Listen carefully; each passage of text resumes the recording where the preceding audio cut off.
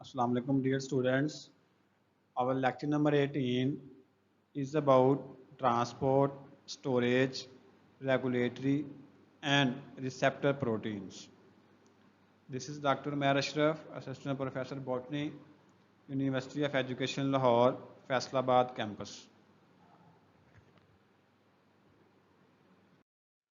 So let's start with the transport protein.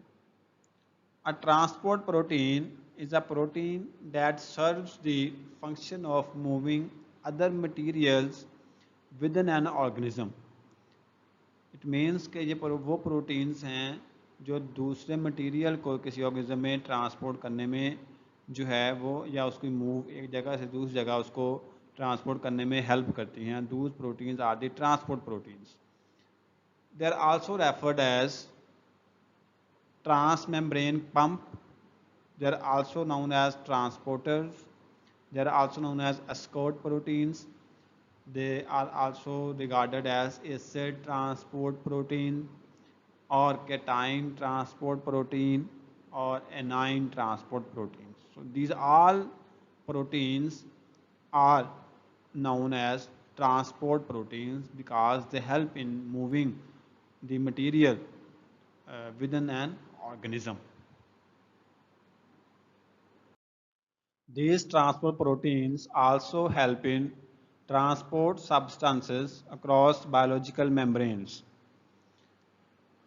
Transport proteins are also found within the membrane itself, where they form a channel or a carrying mechanism to allow their substrate to pass from one side to the other. So transport proteins जो हैं तो actually membrane में ही पाई जाती हैं और ये वहाँ पे एक चैनल बनाती हैं या कोई ऐसा मैकेनिज़्म बनाती हैं जिससे जो सब्सटेंसेस हैं या डिफरेंट सबस्ट्रेट्स जो हैं वो सेल के अक्रॉस जो है वो मूव कर सकें, पास कर सकें एक साइड से दूसरी साइड की तरफ. The substances transported by these proteins can include ions. उसमें आयन हो सकते हैं जैसा कि सोडियम एंड पोटाशियम आयंस हैं. They also include sugars such as glucose. They can also be can also be proteins and messenger molecules. So these substances can be transported across the membrane. Transport proteins generally perform two types of transport. इसमें दो तरह की actually transport है. First one is the facilitated diffusion and the other one is the active transport. Facilitated diffusion, where a transport protein simply creates an opening for a substance to diffuse down its concentration gradient. Means कि एक higher concentration से lower concentration की तरफ किसी substance ने जाना है तो it just provide the channel कि वो वहाँ से मूव करता हुआ चला जाए, इसमें कोई एनर्जी की कंजप्शन नहीं होती. So that is the facilitated diffusion. The other one is active transport. In active transport, where the cell expends energy in order to move a substance against its concentration gradient, जिसमें जो है वो substance lower concentration से higher concentration की तरफ जो है जाती है, उसमें energy की consumption होती है. So these there are two types of transport, जिसमें जो दो transport proteins जो हैं ये दो तरह की transport perform करती हैं, facilitated diffusion and active transport. Facilitated diffusion में एनर्जी की कंजप्शन नहीं होती, जबकि जो एक्टिव ट्रांसपोर्ट है उसमें एनर्जी की कंजप्शन होती है. Then types of transport proteins. The first one is channels और पोर्स.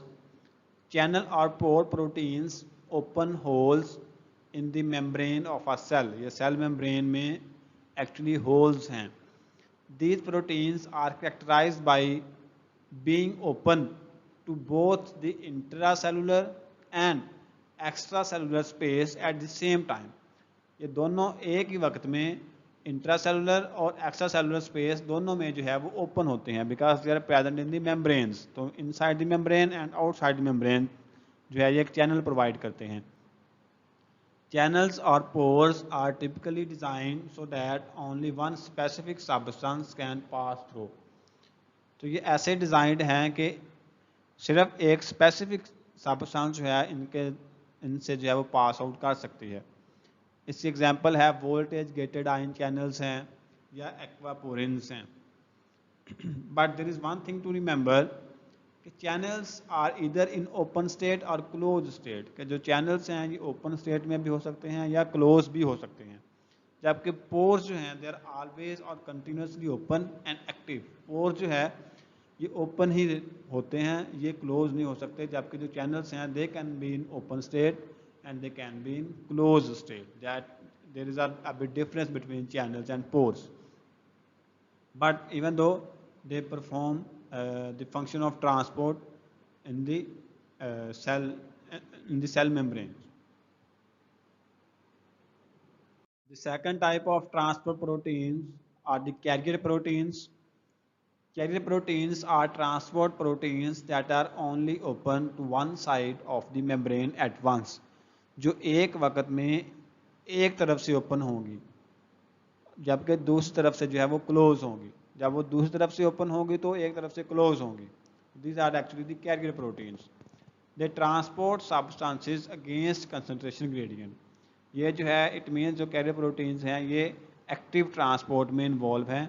ये लोअर कंसंट्रेशन से हायर कंसंट्रेशन की तरफ जो है वो सब्सटेंस की ट्रांसपोर्ट करती हैं।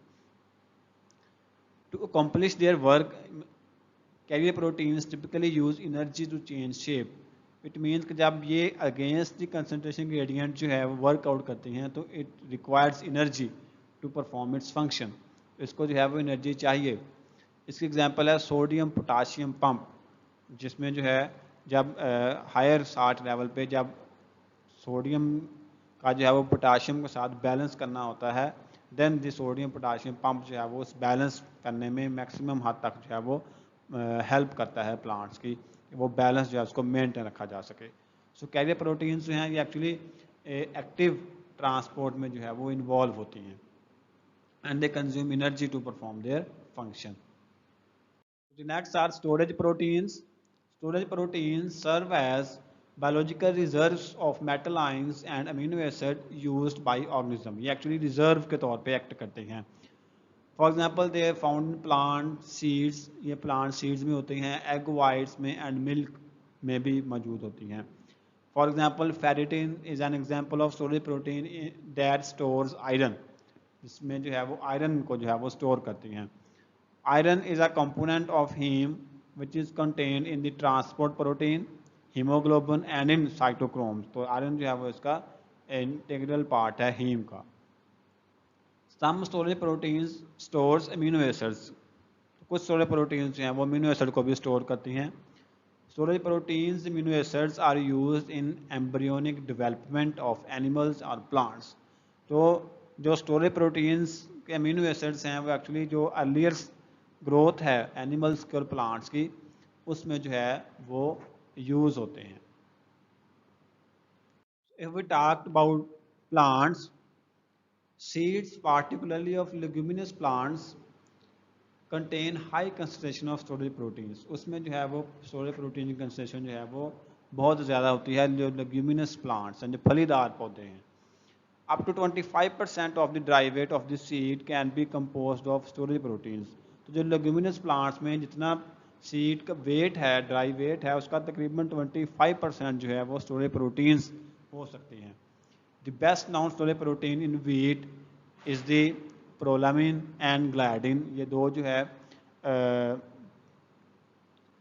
बेस्ट नॉन स्टोरेज प्रोटीन है at the component of the gluten. जो वीट ग्लूटेन है उसका जो कंपोनेंट है। Plant storage proteins can be classified into two classes. हम प्लांट प्रोटीन्स को जो है स्टोरेज प्रोटीन्स का दो क्लासेस में क्लासिफाई कर सकते हैं। First one is the seed storage proteins. तो what are these seed storage proteins?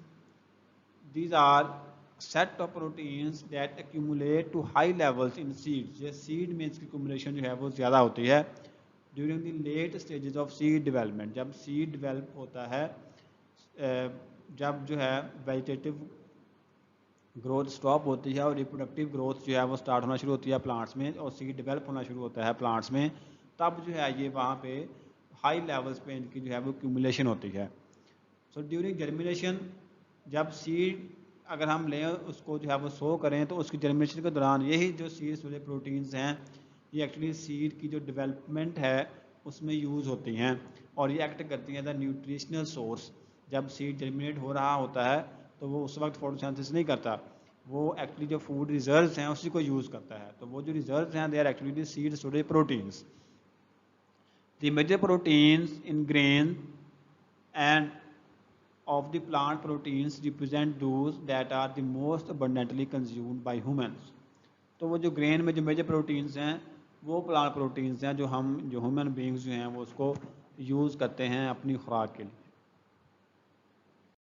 The next class is vegetative storage proteins.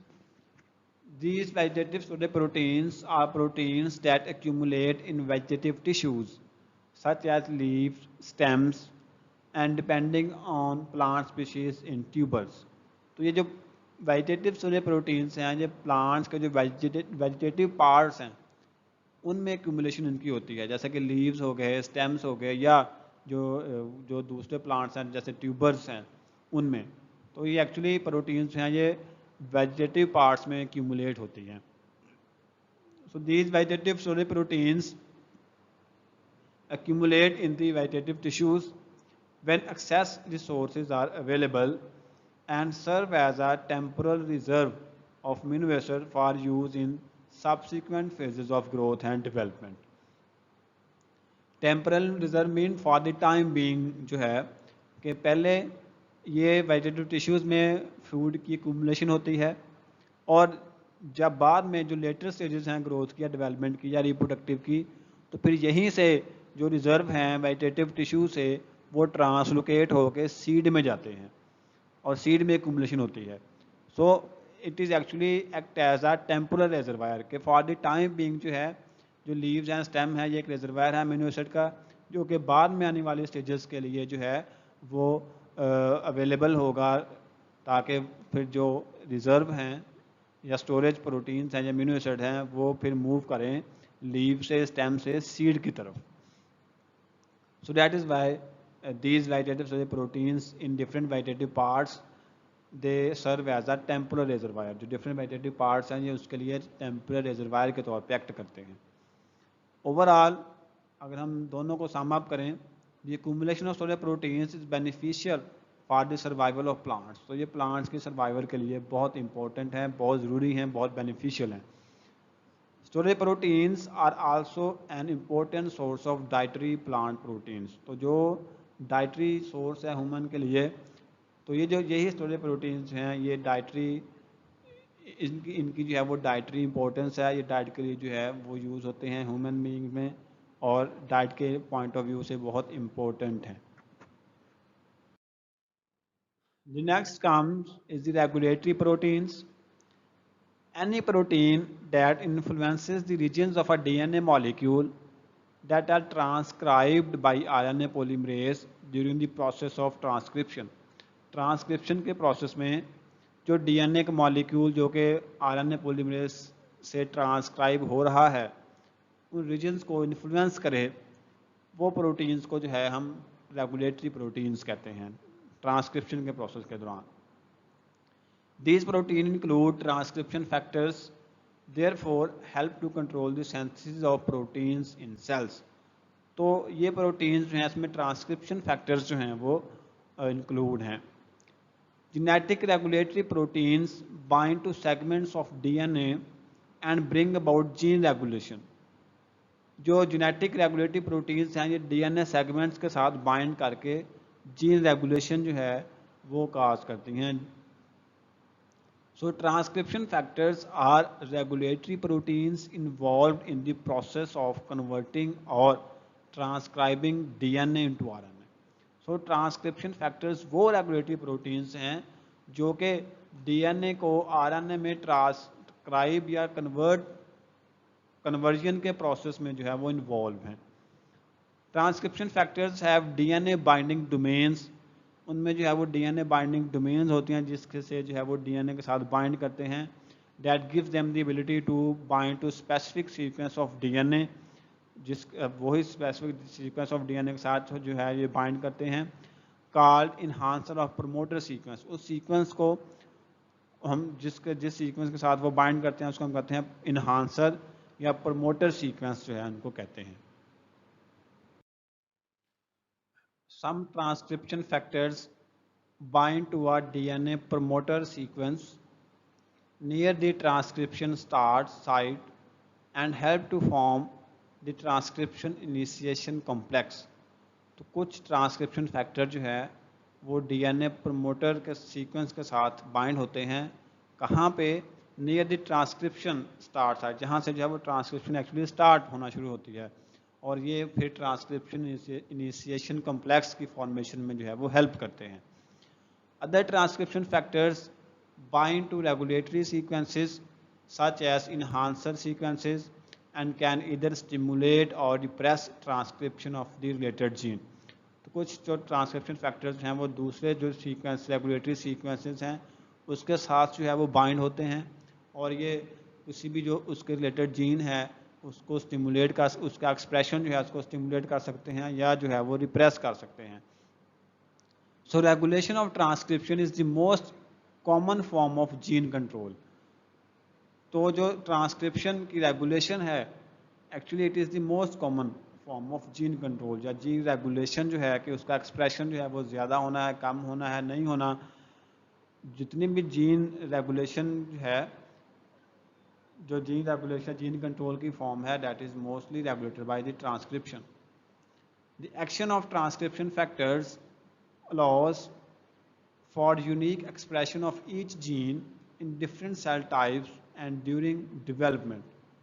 So जो ट्रांसक्रिप्शन फैक्टर्स है वही एक्चुअली इन शॉर्ट अगर हम कहें कि जो ट्रांसक्रिप्शन फैक्टर्स हैं ये एक्चुअली जीन रेगुलेशन को या जीन एक्सप्रेशन को जो है कंट्रोल करते हैं या उसको अफेक्ट करते हैं डिफरेंट सेल टाइप्स में और ड्यूरिंग डिफरेंट डेवलपमेंट स्टेजेस पे जो है ये उसको जो ट्रांसक्रिप्शन फैक्टर्स हैं ये जीन एक्सप्रेशन को जो है वो अफेक्ट करते हैं।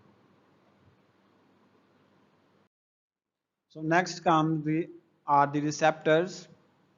A receptor is a protein molecule usually found embedded within the plasma membrane surface of a cell that receives chemical signals from outside the cell, and when such chemical signals bind to a receptor they cause some form of cellular or tissue response। तो जो receptors हैं ये actually protein molecules ही हैं जो कि plasma membrane की surface जो है वहाँ पे जो है एम्बेडेड होते हैं, और ये एक्स्ट्रा सेलुलर इन्वायरमेंट जो है या बाहर से जो है वो केमिकल सिग्नल्स को रिसीव करते हैं आउटसाइड द सेल, और जब वो केमिकल सिग्नल जो है वो रिसेप्टर के साथ बाइंड होते हैं या वो जब रिसेप्टर उन सिग्नल्स को रिसीव करते हैं तो देन जो है ये काज करते हैं some kind of response. So these are the receptors। So if we classify the receptors, there are two types of receptors. One is internal or intracellular or cytoplasmic receptors. The other one is cell surface or transmembrane receptors or cell specific receptors। So there are actually two types of receptors. One is internal and the other one is cell surface।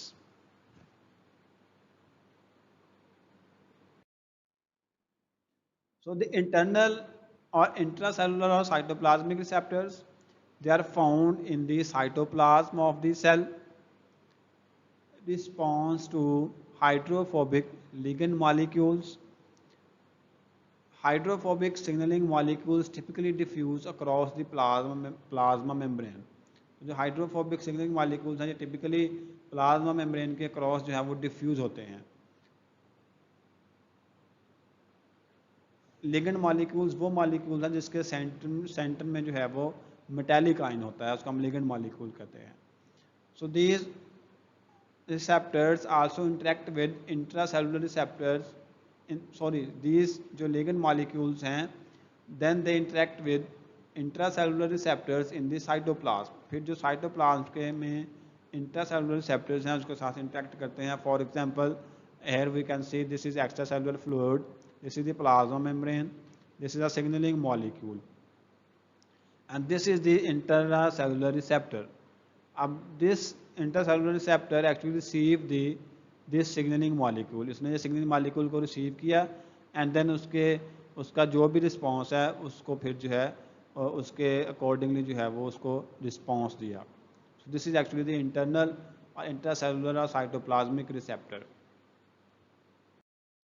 Then cell surface transmembrane receptors or cell specific receptor.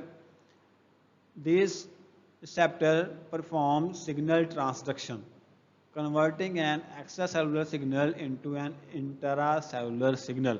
ये actually signal transduction को perform करता है कि जो extra cellular signal जो है उसको intracellular signal में जो है वो कन्वर्ट करता है.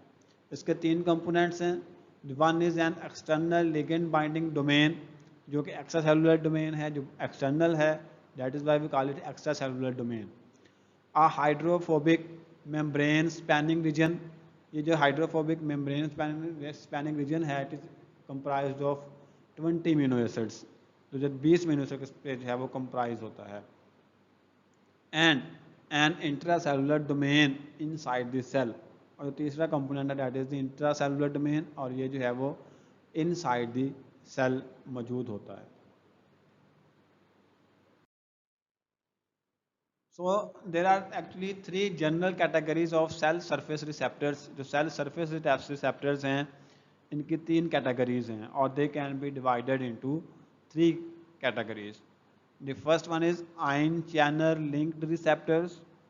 The second one is G protein linked receptors, and the third one is enzyme linked receptors. So we discuss it one by one.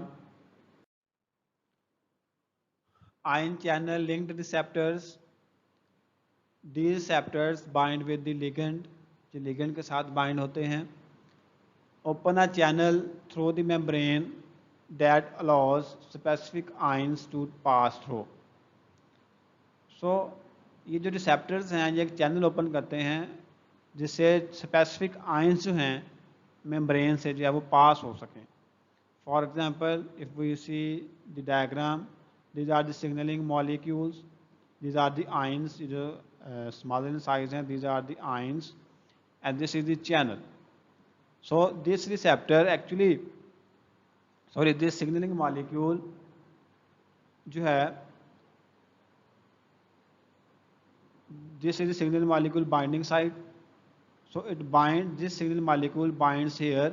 You can see this signal molecule binds with the binding site, and before binding the channel was closed. Now this channel is open and these ions can pass through this channel. So the conformational change in the protein structure that allows ions such as sodium ion, calcium, magnesium or hydrogen to pass through. इससे जो है वो ये ion जो है ये इन channel से पास हो सकते हैं. The second one is the G protein linked receptors. These receptors binds with the ligand and activate a membrane protein called G protein. ये एक ligand के साथ bind होते हैं और जो एक membrane protein है जिसको हम G protein कहते हैं उसको जो activate करते हैं. Then what happens next? The activated G protein then interacts with either an ion channel. वो जो G protein है जो activated है वो या तो एक किसी ion channel के साथ interact करेगी और an enzyme in the membrane, या कोई membrane में जो enzyme है उसके साथ जो है वो interact करेगी. Each receptor has its own specific extracellular domain and G protein binding site. तो जो हर receptor है उसकी अपनी specific एक्स्ट्रा सेलुलर डोमेन होती है और जी प्रोटीन बाइंडिंग साइट होती है. So it is specific for each receptor. Then the third one is enzyme linked receptors. These cell surface receptors with intracellular domains that are associated with an enzyme. So इसमें enzyme surface receptors हैं जो कि associated हैं किसी enzyme के साथ. Normally they have large extracellular and intracellular domains. इसमें extracellular domains भी हैं होती हैं और intracellular domains भी होती हैं. When the ligand binds to the extracellular domain, A signal is transferred through the membrane and activates the enzyme. जब एक लिगेंड जो है एक एक्स्ट्रा सेलुलर डोमेन के साथ बाइंड करता है, देन फिर एक सिग्नल जो है वो ट्रांसफ़र होता है मेम्ब्रेन के थ्रू, जो कि एंजाइम को एक्टिवेट करता है, which eventually leads to a response, जिससे फिर वो जो एंजाइम है वो कोई ना कोई रिस्पॉन्स देता है. That is actually enzyme linked receptors जो कि एसोसिएटेड हैं with an enzyme. These are the references from where I have extracted the material to present you. Students may also consult these books to better understand about the mechanism and lecture that we have described here, we have discussed in this lecture. In the end, I am very thankful to all of you. I hope you you understood this lecture very well. It's all about this topic. Thank you.